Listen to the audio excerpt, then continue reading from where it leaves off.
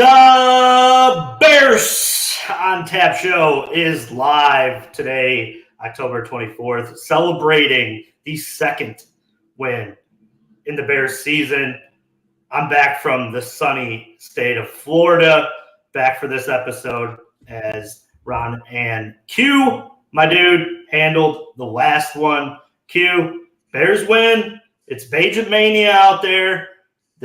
The streets are wild right now, man. People love this kid. It's a great story. The fact of the matter is it's something that you don't see very often in sports in general. The success, the rise to it, and just a great story overall. But first, how you doing today, buddy? I'm doing good. I've been kind of a little like not excited about the Bears, for the last 2-3 weeks, 4 weeks, maybe something like that. And watching the film today from this game, and I'm just like, man, if Darnell Wright can go out there with one working arm and play his heart out, I can get excited about the Bears. So we're here. We're ready to talk. Let's get into it. Yeah, too. I mean, it's their first home win since September of last year. I was at that game where they beat the Texans. Lovie Smith was the head coach of that one. Remember that game fondly. The Roquan Smith play on the goal line, I believe, which was awesome. I think he scored in that one. But they win 30-12. Tyson Bagent plays a safe but effective, and they have a good run game to back it up. Q, I got to ask you, though, man. As we sit here as Bears fans, and we're happy they won, I'm going to sit here and give them their props for winning a football game. Because winning football games in the NFL is not easy. It's not. Every single team comes out there ready to play.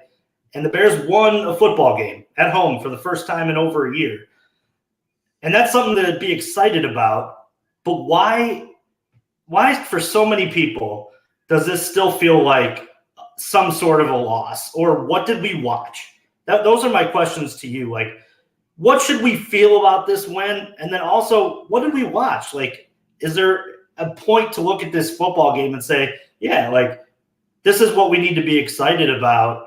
And this is, something that we can hang our hat on, because I feel like as a Bears fan, we just haven't had a lot of that lately. Yeah. I mean, so personally, I'm a big believer in, for me personally, I think every person is going to be a little different with it and how they see it, how they feel about it. But for me, I'm a big believer in enjoying every win, every season, every win you get. Especially recently, they're far and few between, and it's just, for me, it's not fun to watch a football team hoping they lose. It's just not. I'm hoping they win. I'm hoping they do well. I'm hoping I see development. And development is one of the things I started to key in on early this year, because I was thinking the wins aren't going to be much. So I need something to cling on to here. But I know when I hit the point where I'm rooting for losses, it's just I become more miserable, miserable to be around, miserable to talk football to. It's just it's just a dark place as a football fan to be rooting for losses. And I understand the concept of it, where you're saying, I don't think they have the quarterback right now that is going to reach a Super Bowl for them. So it's all about finding that, because if you don't have that, you got nothing. And I completely understand that mindset, right? But at the end of the day, how I'm feeling while watching it, what I'm rooting for is going to have zero impact on that. I mean, unless you are the most superstitious of the superstitious, me sitting there hoping for a loss isn't going to help them create a loss. So if they lose out and get the number one pick, great. I'm here for it. But I am going to be a happier individual rooting for wins, even if they are losses, than I will rooting for losses. And especially when those losses turn to wins. That's just that is banging my head in the wall level of anxiety around a game, of just they gotta lose this. They gotta lose this. Why didn't they lose it? It just Of course they didn't lose it. They're professional athletes. Their contracts are on the line. Their job is on the line. They're out there to play football and win football games. So I'm here for rooting for them winning. I'm here to see them win. Because again, rooting for ain't going to impact whether they get number one overall or not. I just need to enjoy it.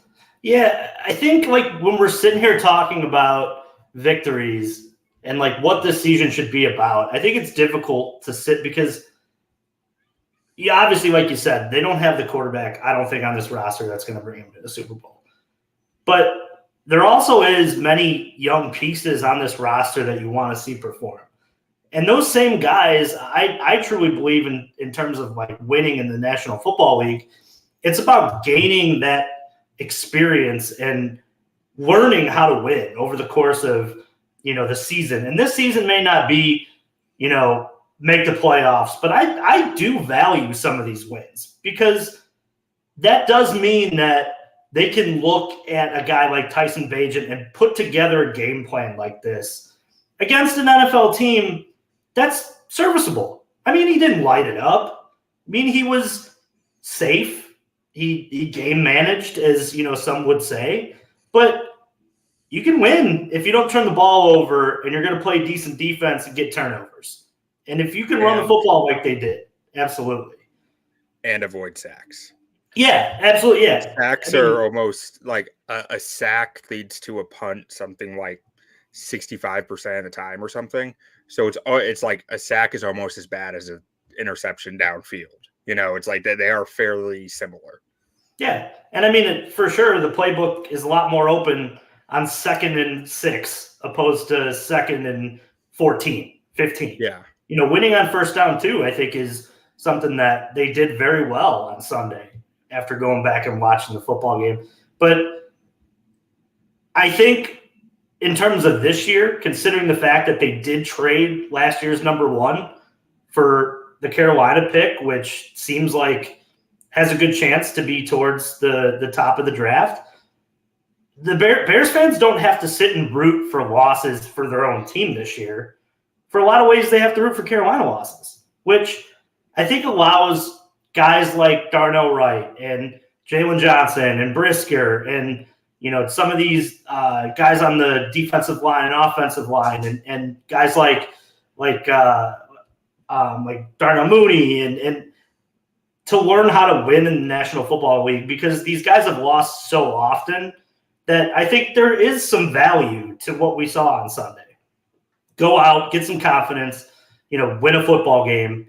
And I was fairly pleased. This is one of those where you go and you're like, man, if they lose, you win. And if they win, you really win too. So watching these are like, it's really difficult to sit and watch NFL games for the Bears right now and have feelings, positive and negative, because I feel like this horrible middle ground is where we're stuck. Yeah. I mean, the entire concept of it, of rooting for losses, to avoid that purgatory, right? Avoid that.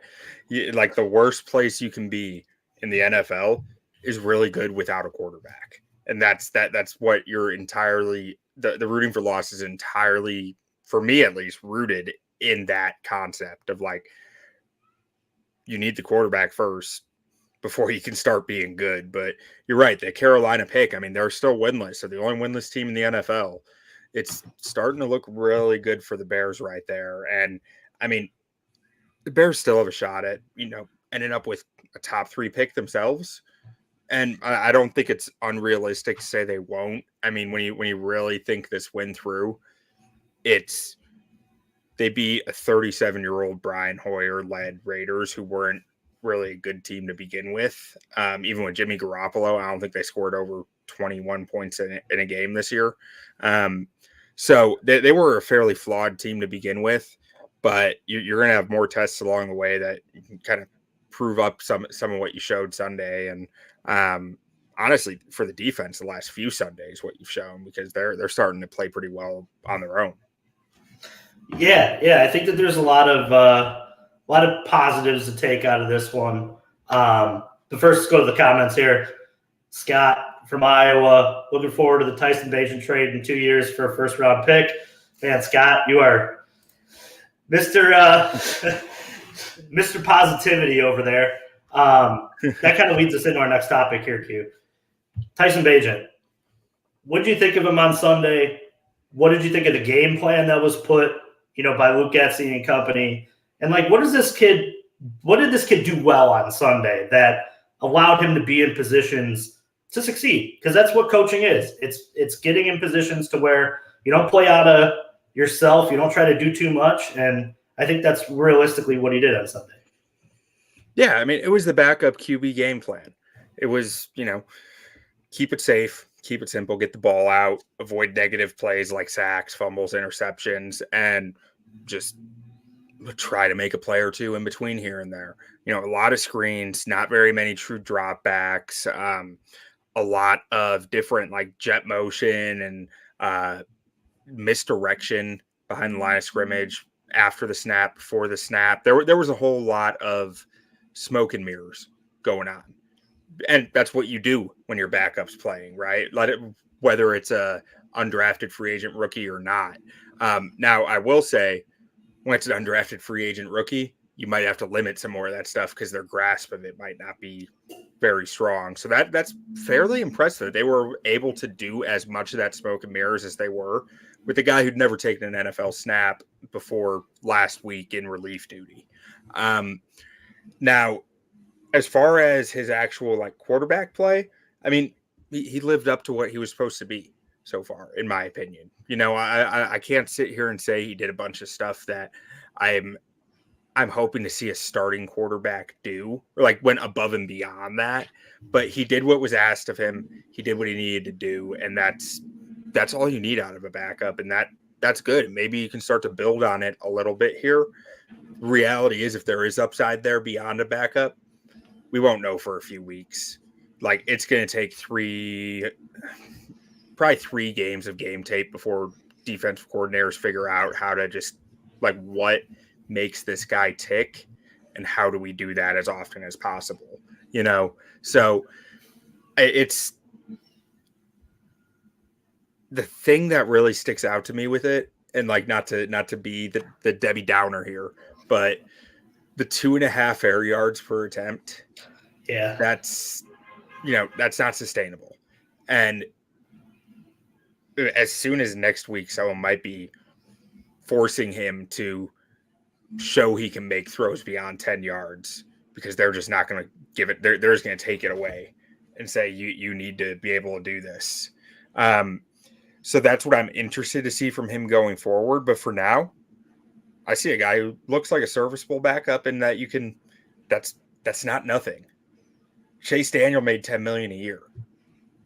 That's, if you found a serviceable backup on a undrafted free agent 4-year deal that is going to be cheap for the next few years, that's an asset to your organization, because it's going to be, versus Chase Daniel, it's going to be $9 million a year you can spend elsewhere. Yeah, it's nice to have a guy that can execute, right, as your backup. A guy can come in, have the dumbed down playbook, but lean on his run game, manage the clock, stay out of trouble. That's not sexy football by any ways. That's not something that I think we get up excited for on Sunday. But I mean, are there a few things that they can do with this offense with him at the helm to maybe extend that airtime a little bit? Is he able to push the ball down the field at all? I have not gone back and looked at the Shepherd tape, so I can't tell you too confidently, but I'm sure he can. I'm sure he's capable of doing more than we saw. I imagine against the Raiders, it was a lot more of, this is what they keep giving us, and if that's what they keep giving us, we're just going to keep taking it. And he did turn down some downfield looks that appeared to be there, but that happens all the time. I mean, he kept getting the job done on the short stuff, so you can't knock a guy when he's getting the job done for turning down other stuff, because it's it was working. Mm-hmm. You can't knock a guy for that unless what he was choosing wasn't working. And then it's well, why are we, smashing our head into a wall here trying to make something work that we know hasn't worked all game, probably isn't going to work again. So what can they do? I mean, it's hard to say without knowing the player much better, and they have wide receivers who can work with it, and it will be interesting to see too as he faces more coverage concepts, because he wasn't really asked to diagnose coverages this past Sunday. When you're not throwing downfield, you are not reading, and a lot of that stuff's pre-designed, predetermined. I mean screens. How often is a screen not supposed to go to where the screen is? Right. That stuff is predetermined, and it's not.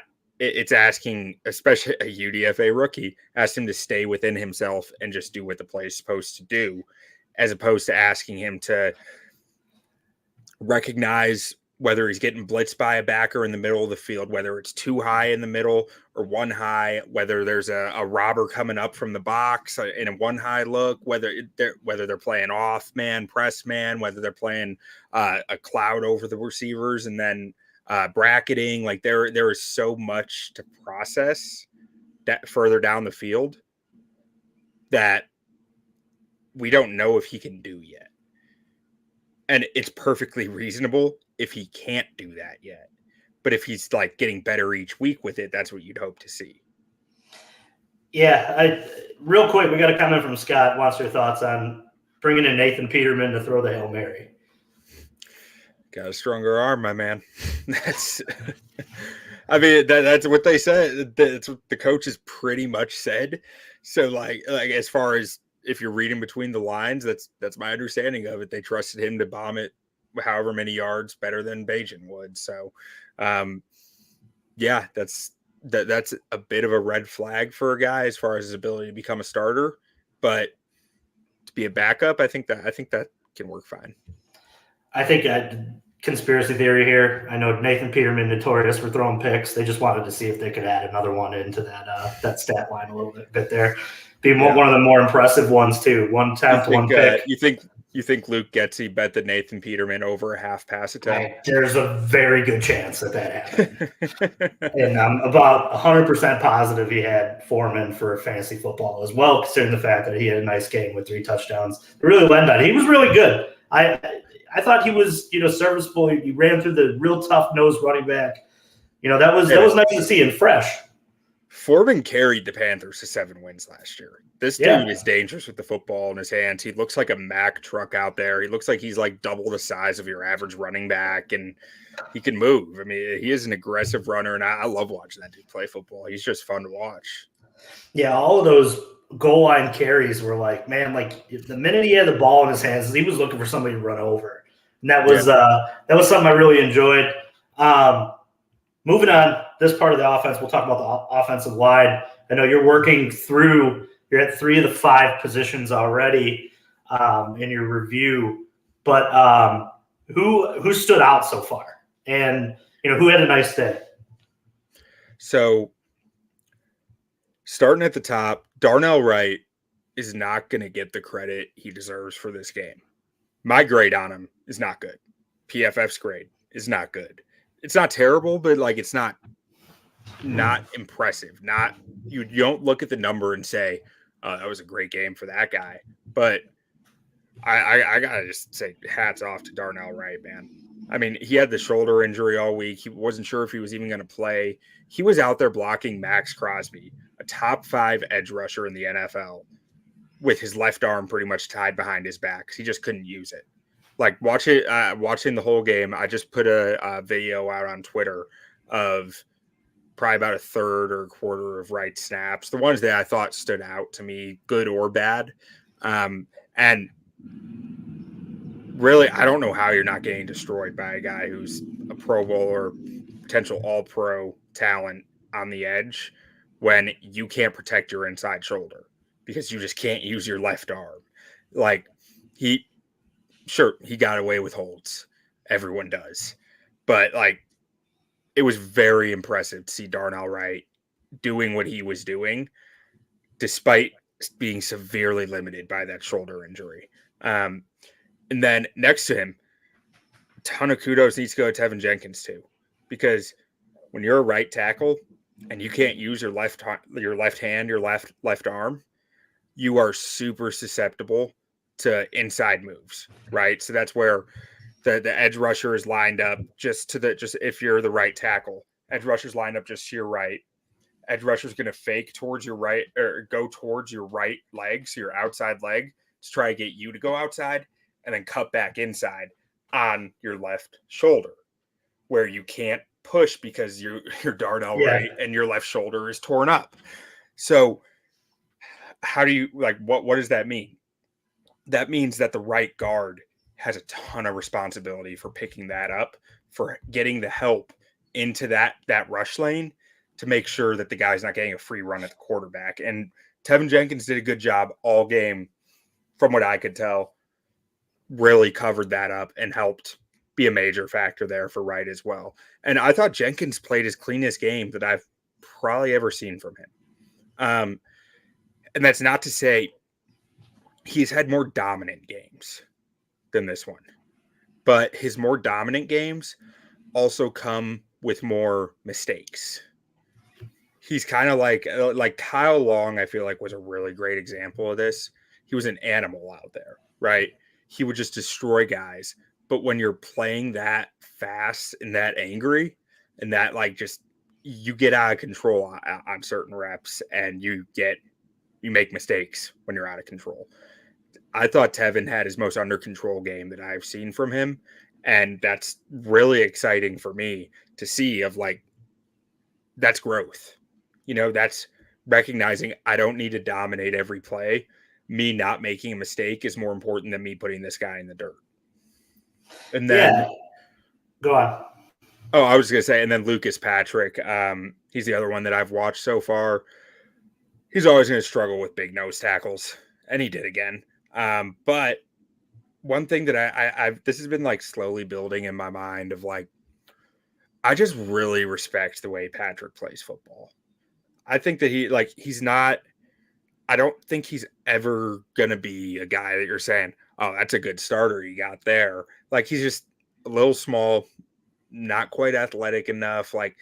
His strength is never going to be up there for that. But the way that the guy goes about playing football, and just so many little things that he does right and ways that he helps the guys around him, it's impressive and it's laudable. I think that he's a guy who I have been surprised by how much I've enjoyed watching on the offensive line, despite his lack of clear wins consistently, because he just competes, man. He just competes his ass off. What do you think about keeping Wright and Tevin on that side? Because I really because I think they both want to hit somebody on that side. They play real, mean ferociously. I kind of like having that right side of the line being that, and having that idea of man, I at any moment I know these guys are going to put the helmet on somebody, and I think I could pick up a yard using that right side. So I like that. The only thing that I dislike about it is that you signed Nate Davis to a 3-year deal that he's gonna play most of. And Nate Davis has never played anything but the right side. So you're kind of, I'm not sure that you want to go ask Nate Davis to switch to the left. And just from a logic standpoint, you sign this guy to a pretty big deal, put him where he's going to do best, kind of thing. And Tevin, Tevin can play on the left. He's played left tackle. He's played left guard. He's more natural on the right, but he does fine on the left as well. And really, we haven't seen their starting left side together all year. Right. If you, and I will say it probably is a flawed plan to fully expect Tevin Jenkins to be ready 16 games, 17 games to go health-wise until he proves he can. I know he's made some changes this year to his diet and with his preparation, which maybe that'll help. But until he proves it, I think it's a hard thing to necessarily rely on. But Braxton Jones was one of the best run blocking left tackles for rookies in the NFL last year. So you were hoping to see a similar aspect as far as run blocking goes, which is where you can really, smash heads in. And pass blocking, you're not talking about like that angry blocks or bully ball isn't really pass protection. That's run blocking, and that's something you had in Braxton in spades last year. Yeah, I think having just that unit together to gel, and I think Scott put this the best way in here too. This was the best O-line all season. Hopefully they can string together a couple games with these guys. It'd be nice to just see this unit play at the positions that they were meant to play at and the way that Brian Poles wanted them to this year. Any other thoughts from the offense? Any guys on the outside? I know DJ Moore is DJ Moore, but did you see anything? I thought, that you said a lot of things about, the smoke and mirrors kind of plays. I thought that Scott was really damn good on the outside. They ran a reverse to him. That was fun to see him get the football in his hands, and I'm sure he's got a good rapport with Bagent, considering that, a lot of them, the backup stuff they're doing together. So they seem.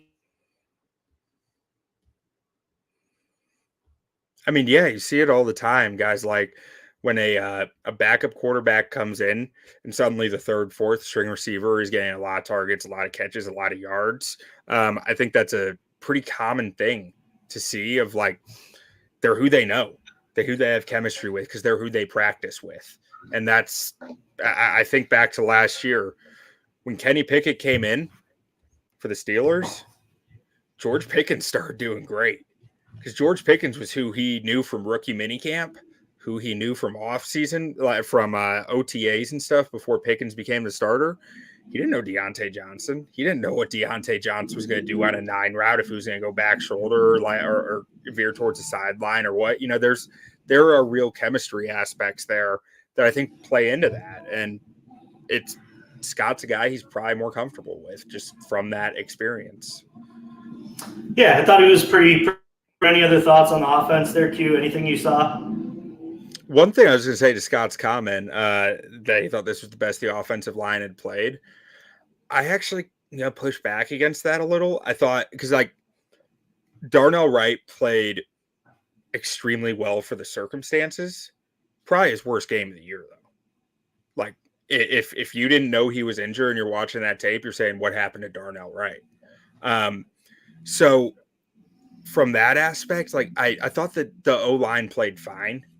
Not great. I thought the quarterback knowing that sacks were not acceptable went a long way. And like with a quarterback like Justin, you can't tell that guy sacks are unacceptable because then you're taking away what he does well, right? You're taking away that creativity, that playmaking ability. With a guy like Bagent, the playmaking ability really isn't that high of a ceiling. So you can probably feel pretty good about saying to him, can't take sacks. You just can't. Yeah, I got one more question for you on the offense. It just came to me as we were just sitting here. Obviously, Justin Fields is sitting on the sideline watching all of this. He's been in the meetings. Does this experience, you think, help him at all? Taking a step back and watching a guy like Bagent out there get the ball out of his hands quick. Obviously it's a different play. It's a different game plan. The circumstances are different. But it's still football. And sometimes I wonder, getting a second to break away from the everyday stresses of being a starting quarterback. And obviously he's hurt, and now he just gets a different view. I wonder maybe if this helps a little bit. Obviously, there's a lot of debate on if Justin's going to be, a future of this franchise. But there's still games to be played, and there's still time for that to show. And I just wonder what your opinion is on this little mini break of like, hey, watch Tyson. This is what he's doing well. And maybe Justin has an opportunity to add some of this to his game where it's let's get rid of the ball quicker. And maybe he sees things on the sideline he doesn't see normally in a football game when things are going 700 miles an hour.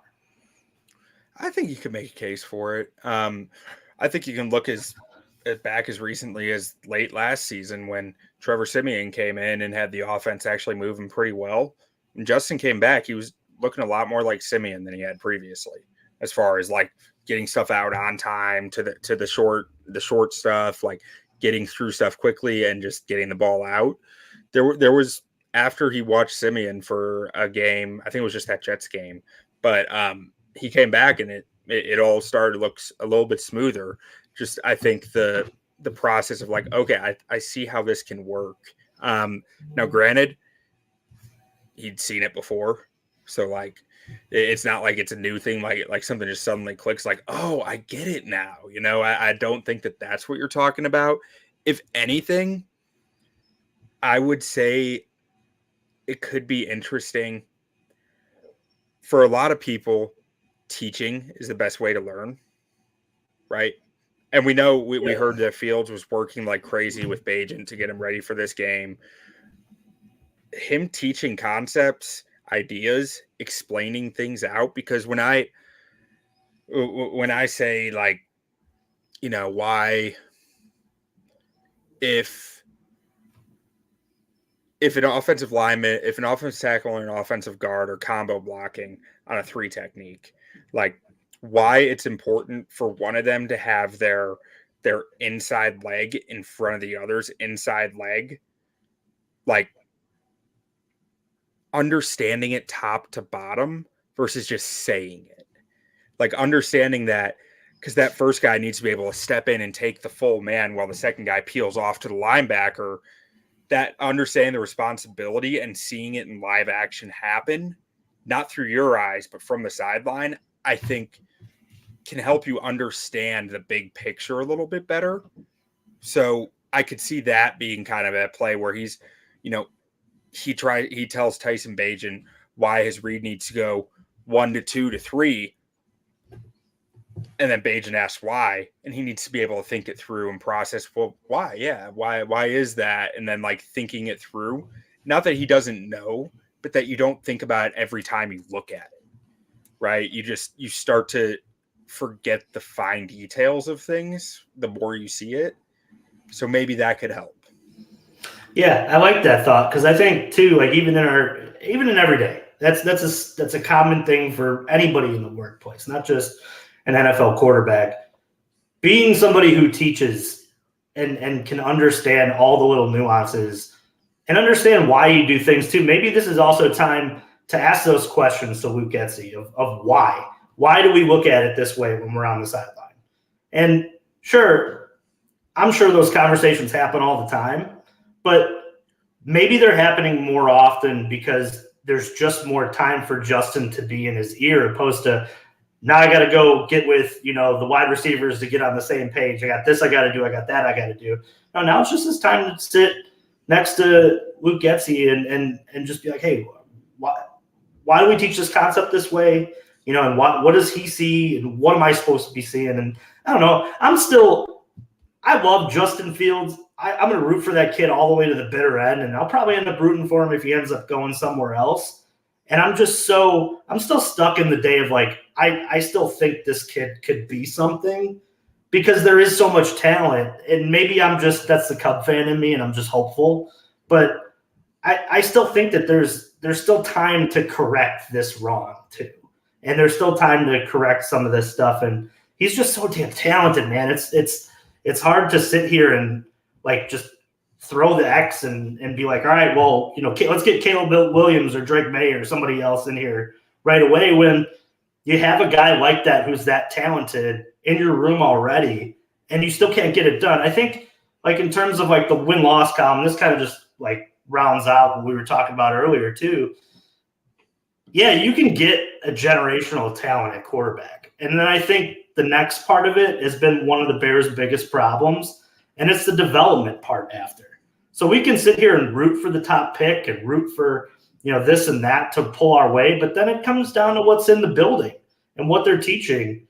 And I think that's the most important part of it. I mean, Patrick Mahomes sat behind,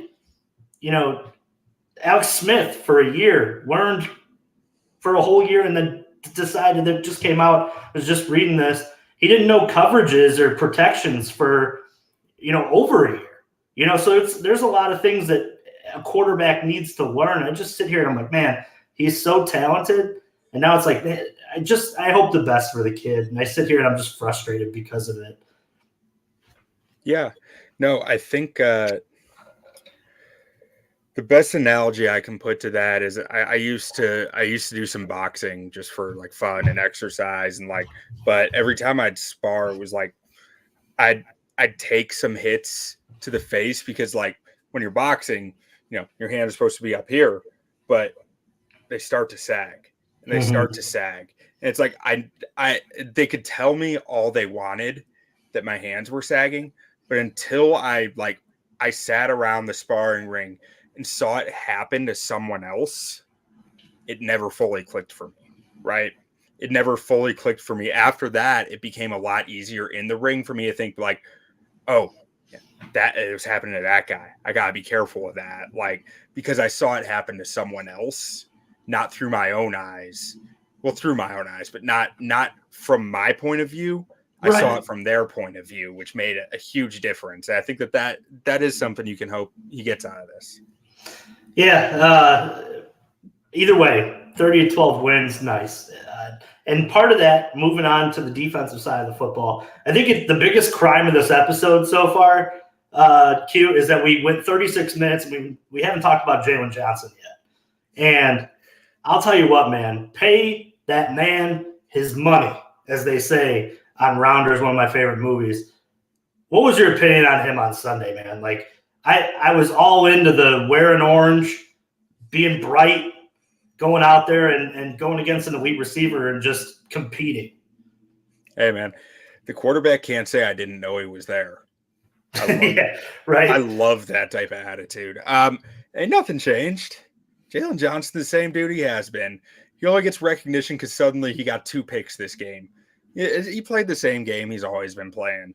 He's a hell of a football player, hell of a cornerback, and the only, as far as I'm concerned, the only reason why you wouldn't want to extend him would be injury concerns because of the shoulder issues that he's had. And I'm sure the ball production has something to do with it, like why he hasn't been extended yet. I think that's a bunch of crap. Like interceptions they're so fluky, they're so luck based unless you're one of the 5 guys who actually like does an awesome job creating them. Like if I think Eddie Jackson's a great example. Who the hell's going to throw the football at Eddie Jackson? The last like 4 years, because there were better areas to take risks at. It's hilarious. You watch the Vikings play the Bears. You can actively see Kirk Cousins look at a guy, be like, "Oh no, Eddie's there. Moving on." Yeah. Like it's just like, no. Why Mm-hmm. would I do that? Why would I even risk it? And that's what cornerbacks and safeties deal with. If their secondary isn't strong all around them, they're just not going to get the risky targets. They're not going to get the looks like that. So he got a few interceptions off it. He's been an awesome corner since the day he got to the Bears. The only times he hasn't been was when he was playing through shoulder issues. If you feel confident the shoulder issues are not going to be an issue, the guy's 24 years old. Like, I don't see why you wouldn't re-sign him. We have seen enough talent walk away from the Bears the last few years that I think I would love to see him come back. But I think that was a bit of the 2 interceptions were a bit of a statement for him of like, there, I got your picks. Yeah, and I think it's funny too that like immediately after he was on 670 to score this week, already talking that the Bears and his agent are in talks. We definitely covered that here at OnTap Sportsnet. And go ahead and read that. You hit the nail on that. If Poles trades this guy, what is the difference between the Chicago Bears and the Oakland A's at this point? Nothing. I'm tired of watching young talent go out the door. We're not a farm system. At that point, the A's might be card counters or we're playing 52 pickup. But yeah, like, and it's 100% because the more football players like Jalen Johnson we have on this roster, the better. And with the history of the draft and the percentages, you go over them all the time as you trade for picks.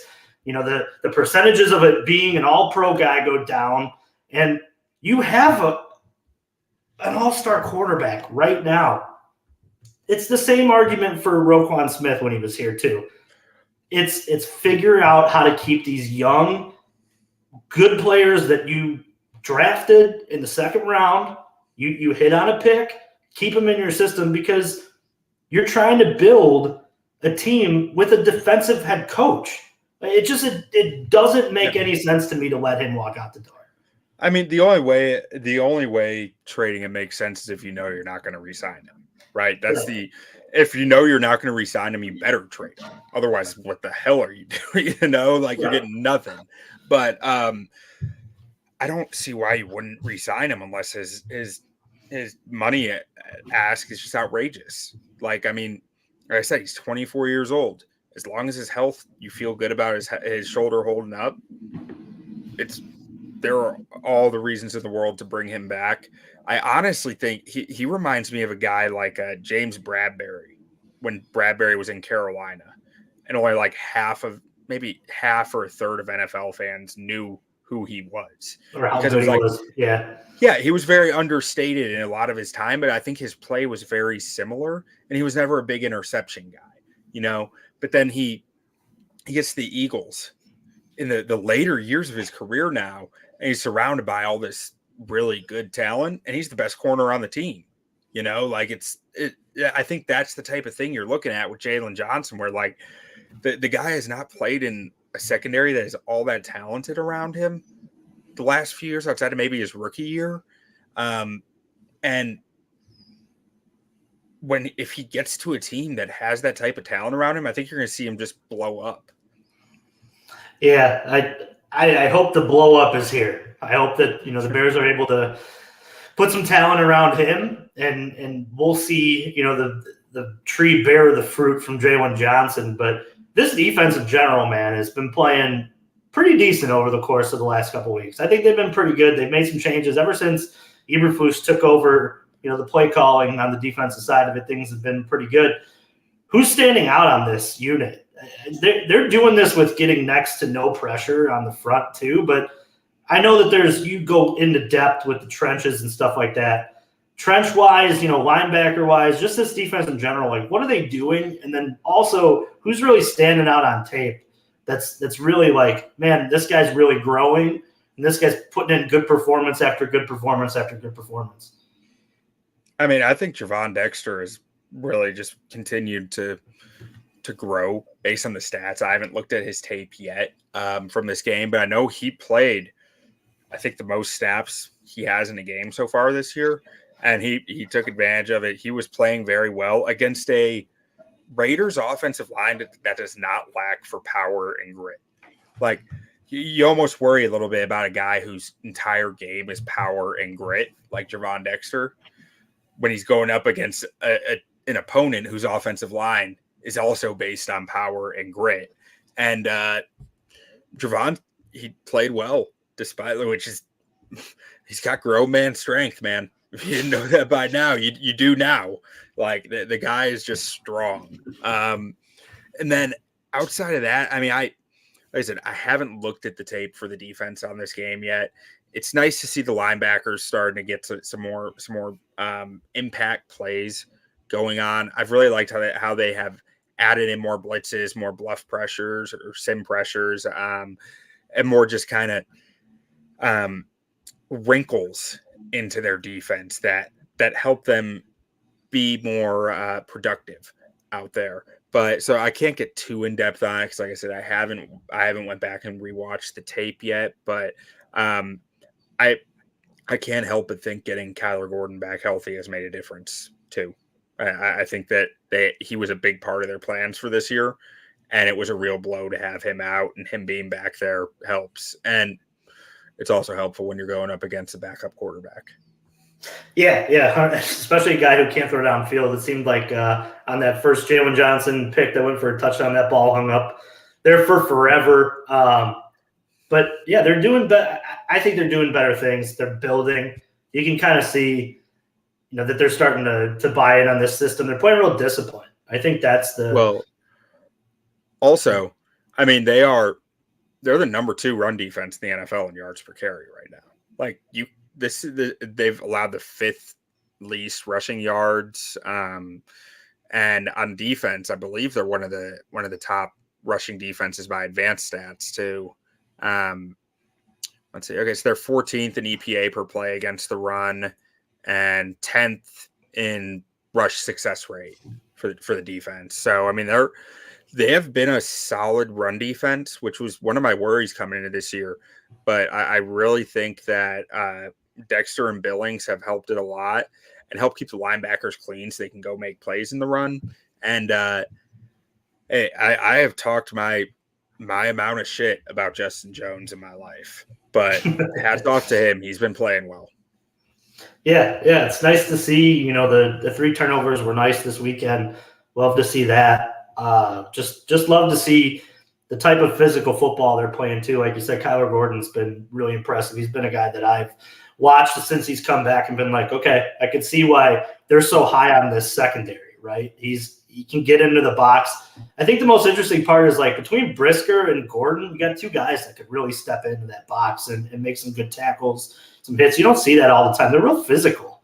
And I think that's what I love about, you know, what we're kind of seeing over the past couple weeks here. Yeah, but I mean, it's a physical sport, man. Damn right. Damn right. But we're going to move on to the preview for the Chargers in just a second, but I do want to leave this last kind of thought to you. Anything from Sunday's game that stood out to you? Anything that you want to elaborate on? I'm really curious how Darnell Wright's shoulder is going to be this week because he's got Khalil Mack and Joey Bosa coming at him. So, I mean, they're not what they once were, but they're still pretty darn good. Yeah, it'll be interesting to see how they game plan this too. Obviously, you know, we talked about the 2.6 air yards or whatever it was over the course of this weekend. It'd be interesting to see. Moving on to the preview, have you gotten into any Chargers tape, anything like that stands out about the Chargers, and what should the Bears be concerned about going into Sunday night? So, I mean, the secondary is going to be tested. We think they're starting to look good, playing better, back to full health outside of Eddie. But Keenan Allen, Quentin Johnston, he's been a bit of a disappointment. The rookie out of TCU, but he still was a first-round wide receiver. Josh Palmer has been a quality wide receiver for them for a few years now, as just a number 3, number 4 coming into this year. But like I think he's really proven his mettle. And then you add in at tight end, they have Gerald Everett, who's always been a bit underrated of a pass catcher, I think, but that's really what he's there for. He's not much of a blocker. And just a well-rounded offense. Austin Eckler, you throw in there, who, you know, you're not too scared of the Chargers running game. You're terrified of their passing offense, though. Like they have a quarterback who can distribute it around the field, and they have the playmakers around him to hit big plays. And this is a desperate Chargers team sitting at 2-4 right now in a hot seat year for their head coach, Brandon Staley. This is a must-win game for them. Like at home, prime time, Sunday night. You have a team who's having to fly all the way to the West Coast from their central time. Like it's at kickoff, it's going to be 10 p.m. to the Bears players. Uh-huh. Like they're going to feel like they're playing until 1 a.m. Mm-hmm. Like that is a big advantage for the Chargers in like I said, a must-win game for them. If they want to make the playoffs, they can't lose this game. After it, they got the Jets, the Lions, the Packers, the Ravens, Patriots, Broncos. Like, so there's some more winnable games in there, but everyone, like, once you got 4 losses, the max you can lose is 7. They can only lose 3 more the rest of the way. Yeah, it's dire time for the Chargers.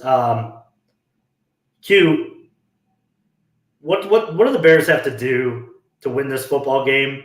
Can they win this football game? And I need a score prediction for you or from you. Just give me some thoughts on what the Bears need to do, and then give me a score at the end. You need a lot of Deontay Foreman runs, like rush yards. You need some angry runs in there.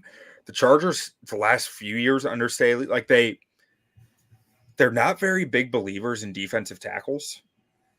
The last few years, they just don't like them. They don't want them. But this year they did invest a little more. They got a kid in the draft named Scott Matlock who's played well for them as like a 5 technique, which if you're not familiar with that, that's like what Akeem Hicks played. Mm-hmm. Fangio's defense was the 5 technique. And they've got a little more mad, but there's still just a light D line in general. That Brandon Staley's entire MO is who cares about the run? We're here to stop the pass, right? And I think that it's kind of passing him by a little bit. Like he wants to stay in 2 high safeties all game to keep you from getting explosive plays in the pass, which means that if you want to beat them, the best way, in my opinion, is to gash them on the ground. If they're going to stay in 2 high, you make them pay for it. And you can also do some of that with screens, with quick hitters, quick passes, stuff like that. But really, your best chance is to get the blockers out in front and run. And I'm not sure quick hitters do that. Screens might, but I think your best bet is runs up the middle, runs where some outside zone or some counter runs, stuff like that, where you can really get some big boys in front downfield on the 2nd level and into the 3rd level and make it 1-on-1 with a running back and a safety and just say, you better tackle him or else he's going all the way. I mean, that is the game plan against the Chargers based on what I've seen the last few years. They're going to try to make it a boat race with you. They're going to try to get you to throw a lot. That's what they do because they're going to likely get some explosives, get some quick scores, and human nature is I got to match that. And sticking with the run game, I think is a big point here. Dolphins had 230 rushing yards against them week 1. The Raiders put up 160 on them a few weeks ago. Just this past game, Chiefs put up 140 rush yards on them.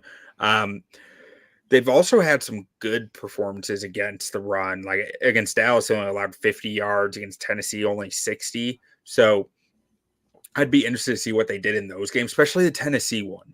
Because I imagine the Tennessee game plan was fairly similar to what the Bears game plan will be. And how much they stack up the line, how much Staley is willing to get out of his 2 high safety looks and admit that the run game matters. That's one thing to watch for me. That I want to see how they respond to knowing that they're going up against a team who's going to want to pound the rock on them and might not have a quarterback that you really need 2 high safeties against until he proves otherwise. Sounds like the Lovie Smith years. We get off the bus running. That sounds a lot like what they're going to need to do. Get some turnovers, get some ugly touchdowns, things like that. Score prediction. I'm going to say so Tennessee, that game, Tennessee lost to the Chargers 24-27. I'm going to say the Bears win because life's too short to pick the Bears to lose. I'm just going to cut this down some. So Bears 23, Chargers 21. All right. I like it. Getting another victory Monday next week would be nice. I think the Bears are going to win too. But I think this is like true Sunday night form.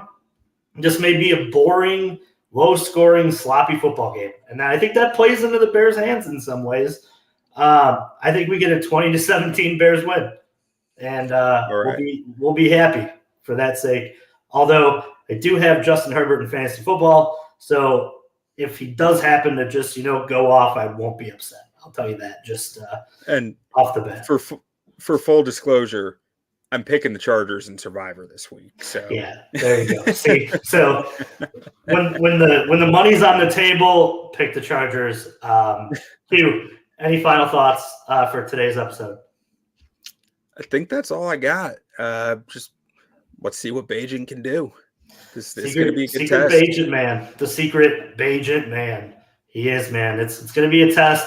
Let's see if he can hold up against the likes of Bosa and Mac. This is Bears on Tap. We've been here recapping the Raiders game from Sunday. Bears beat the Raiders 30-12. Make sure you're heading over to www.ontapsportsnet.com for all your sports and literature needs. There you'll find Bulls, Bears, Cubs, White Sox. Got the Hawks in full form. You'll find all that stuff. All the podcasts are with On Tap. Make sure you're heading over to www.ontapsportsnet.com for all your sports and literature needs. And while you're there, stop at the merch store because, as I said in the last couple episodes, before you know, you're going to blink and Christmas is going to be here. And I heard there's rumor around the street that every single person wants a Bears on Tap, Cubs on Tap, Sox on Tap, On Tap in general t-shirt for Christmas. It's a great stocking stuffer. Make sure you're heading over there. We have keychain stickers, coasters, what are those koozies? Man, name it, we got it. Make sure you're heading over to www.ontapsportsnet.com for all your sports and literature needs. And as I said, we are one of two Bears podcasts here. The Bears Nation pod also does such a great job. They run their shows on Mondays. They do such a great job of following the Bears, and so do we.